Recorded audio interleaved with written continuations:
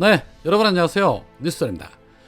김태호 국가안보 1차장이 윤석열의 미국 방문 의제를 조율하기 위해서 3박 5일의 미국 일정을 마치고 귀국을 했습니다. 그런데 또 한 번의 해괴한 논리를 펼치면서 굴종외교의 끝판을 다시 보여줬습니다.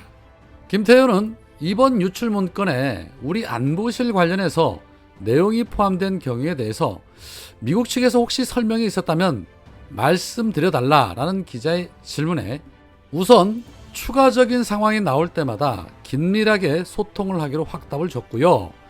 다만 제가 지금 이동하는 움직이는 시간 동안 새로운 것이 나온 것이 없었기 때문에 내부적으로 심각한 인식 공유, 그리고 저를 만날 때마다 유감 표명, 그리고 앞으로 긴밀한 공조 약속, 어떠한 경우에도 양국이 신뢰와 믿음을 흔들리지 말자, 그리고 더 굳건히 하는 계기로 삼자에 대해서는 인식이 확고하게 있었다라고 답했습니다.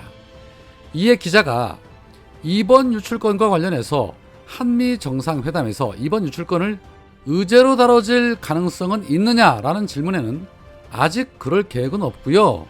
양국이 함께 이것을 전화위복의 기회로 삼자, 신뢰관계를 가지고 더욱더 내실 있는 성과 있는 정상회담을 만들자에 대해서는 의기투합이 되어 있는 상태다라고 입을 털었습니다.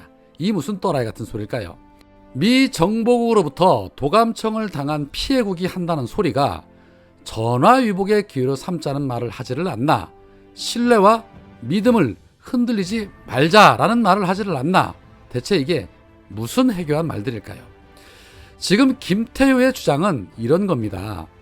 옆집에서 우리 집을 그동안 계속해서 몰래 엿듣고 엿보고 있다가 딱 걸렸는데 니네들 우리 집 엿듣고 있다가 걸리기는 했지만 그래도 유감 표명은 했으니까 앞으로는 도청하더라도 뭘 도청했는지 정보 정도는 좀 같이 공유하자. 그리고 이번 기회에 더 굳건하게 서로 신뢰하는 관계로 발전을 해보자. 그리고 니네 아빠랑 우리 아빠랑 만나면 엿듣고 엿봤던 뭐 이런 얘기는 속 시끄러우니까 서로 얘기하지 않기로 하자. 그래야 앞으로 옆집끼리 안 싸우고 잘 지낼 거 아니냐, 이렇게 주장하고 있는 것입니다. 우리 집 가족이 무슨 말을 하는지 다 듣고 그걸 다른 사람들에게 떠벌린 미국에게 그래도 우리는 옆집이니까 이번 기회에 더 잘 지내보자. 옆집 아빠가 조폭이니까 무서우니까 그냥 찍소리 하지 말자. 뭐 이러한 주장을 하고 있는 것입니다. 비유가 적절했는지는 모르겠지만 가족들이 그동안 당했던 수치심, 모욕감, 불안감 뭐 이런 문제는 앞으로 잘 지내면 되는 것이지 뭐 그걸이 그렇게 난리냐, 이런 주장을 하고 있는 것입니다. 이런 자들이 지금 대한민국의 국정을 책임지는 자들입니다. 윤석열은 일본의 대변인을 자처를 하더니 김태호는 미국의 대변인을 자처하고 있습니다.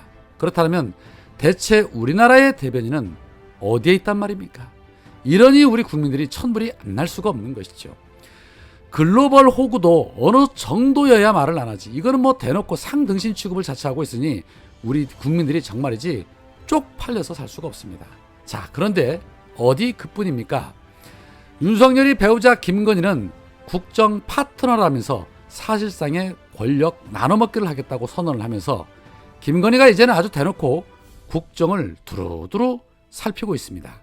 어제 김건희는 프랑스 외교장관을 만났습니다. 민간인이 왜 타국의 외교장관을 만날까요? 윤석열과 같이 한 자리가 아닌 김건희가 단독으로 만난 것입니다. 물론 이 자리에서 외교적인 문제를 다룬 것은 아니고 동물 관련한 동물복지법을 언급을 하면서 교류를 이어가기를 요청했다고 합니다. 이 외에도 무슨 문화예술과 관련된 이야기를 주고받았다고 하는데, 프랑스 하면 르몽드지의 기사가 갑자기 생각이 납니다. 굳이 내용까지 언급하지는 않아도 아시는 분들은 다 아실 텐데 그 언론사의 기사에 대해서 강력한 항의를 했으면 어땠을까 하는 아쉬움이 남습니다. 감히 대한민국의 대통령 부인을 콜걸이라고 보도했던 르몽지 아닙니까? 한 번만 더 그런 기사 올리면 그때는 압수수색 들어갈 수 있다라고 강력하게 경고를 했었어야 하는데 그러한 부분은 언급되지 않아서 참 아쉽습니다. 자, 그런 가운데 김건희 의전 비서관으로 김건희 측근으로 불리는 김승희 의전 비서관이 임명이 됐다고 합니다.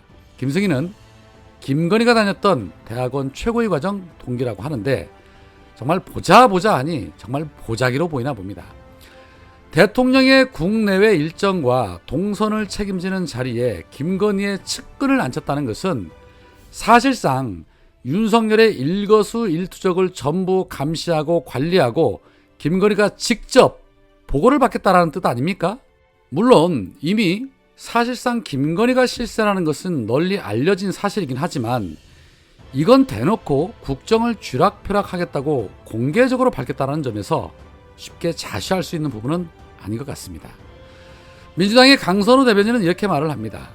김승희 의전 비서관은 김건희의 대학원 동기로 소위 김건희 라인으로 분류되는 인사다. 더욱이 그는 김태효 국가안보실 1차장과 더불어서 김성한 전 안보실장, 이문희 전 외교비서관, 김일범 전 의전비서관 경질 의혹에 한복판에 서 있었던 장본인이다.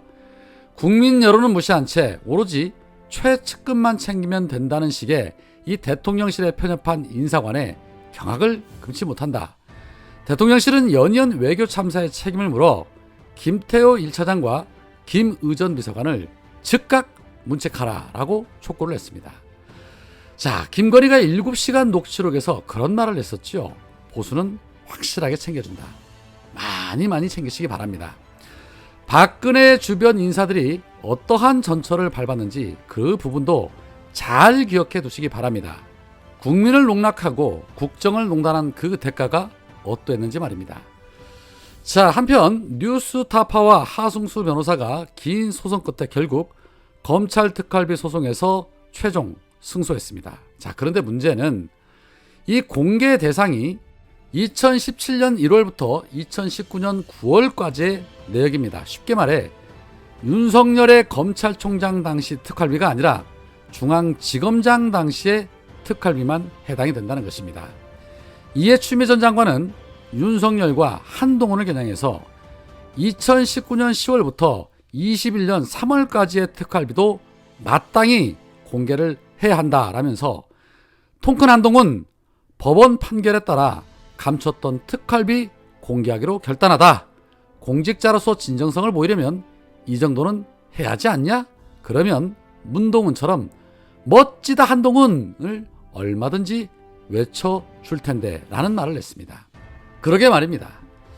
윤석열의 검찰총장 당시의 특활비 147억 원이 공개가 되면 아마 난리가 날 것입니다. 해서 한동훈은 절대 멋진 한동훈으로 불릴 일은 없을 것입니다. 그러나 정권 심판을 받고 나면 자연스럽게 공개가 될 것이라고 봅니다.